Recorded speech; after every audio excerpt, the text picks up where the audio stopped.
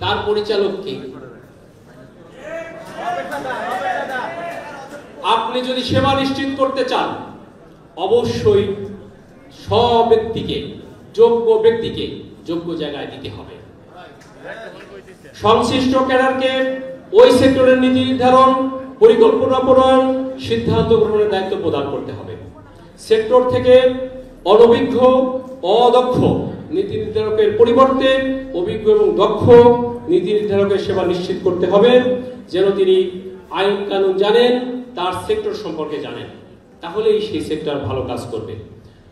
আরেকটি দ্বিতীয় প্রস্তাব, উপসচিব থেকে তদন্ত পদ যেটা সিভিল সার্ভিসের বাইরে ছিল, এসএসপির মাধ্যমে সরকারের পদ ছিল, সেটা সেই মেধাবী দিয়ে সেটা পূরণ করতে হবে।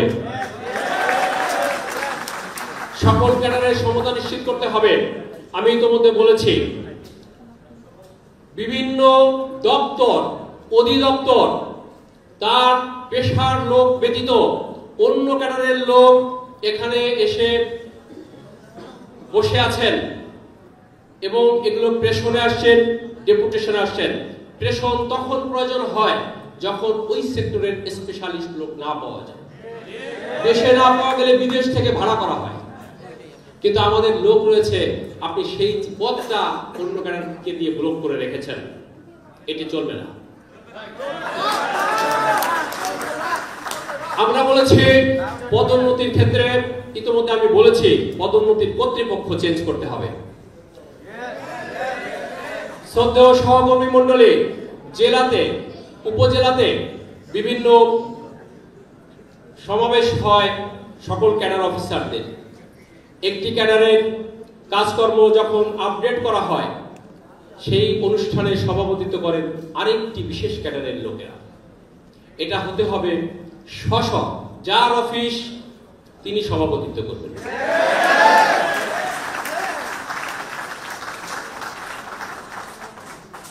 সকল সুযোগ সুবিধা, একটি গরিব দেশ, আমরা যদি মনে করি আমাদের সুযোগ সুবিধা কম, আমরা সবাই রিকশায় চলব,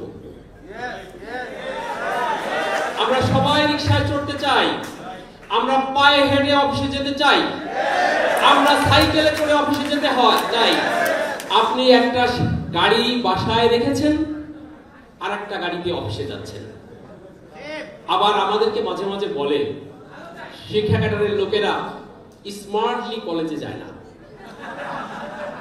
পাবলিক বাসে চড়ে হাজার ছাত্রছাত্রীর ভিড়ে গরমের মধ্যে একজন শিক্ষক যখন কলেজে যায়, আপনি কি শিক্ষকের জন্য একটা শাটল গাড়ির ব্যবস্থা করেছেন? আমি বলতে চাই, তারা যে কাপড় চোপড় পরে অফিসে যায় এটাই তো যথেষ্ট। আপনি কোট প্যান্ট পরে আমি ওইভাবে যাব কিভাবে? আপনি সে পরিবেশ দিয়েছেন। সুতরাং এই জায়গাগুলো সমতাতে আসতে হবে, ওয়ারেন্ট অফ প্রেসিডেন্স নির্ধারণ করতে হবে।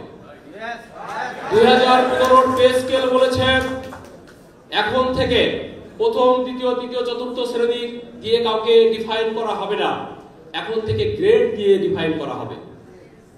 অথচ আমরা দেখলাম কেবলমাত্র উপসচিবদের জন্য 30 লক্ষ টাকা ঋণ। এটা কি ঋণ বলবো? ধার। ধার, কারণ 30 ধারও বলা যাবে না, কারণ 30 লক্ষ টাকা ধার নিলে 30 লক্ষ টাকা ফেরত দিতে হয়। এখানে তো অপচয় মানি 7-8 লাখ টাকা ফেরত দিতে হবে, এবং মাসে 50,000 টাকা সেই গাড়ি মেইনটেনেন্স খরচ। আপনি যদি বলতেন এই গ্রেড থেকে উপরের লোকেরা পাবে, সমস্যা ছিল না। যদি বলেন যে না এত টাকা নাই, কেউ পাবে না, হেঁটে চলি। আমরা এই বিষয়গুলো সমাধান চাই।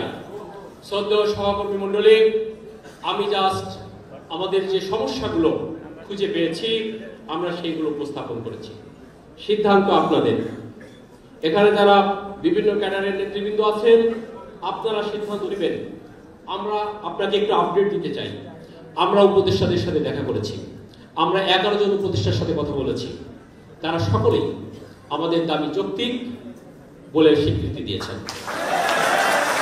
সকলেই বলেছেন এর সমাধান হওয়া দরকার। সকলেই বলেছেন আপনারা আলোচনা করতে থাকুন, এর একটা সমাধান হবে। সেই আলোচনার ধারাবাহিকের আজকের এই আলোচনা। আমরা আপনারা যে পরামর্শ দিবেন সেই পরামর্শ আমাদের কাগজের মধ্যে ইনক্লুড করে আমরা উপদেষ্টাদের কাছে পৌঁছে দিব যে আমাদের সকল ক্যাডারের প্রতিনিধিরা আপনাদেরকে এই পরামর্শ দিয়েছেন।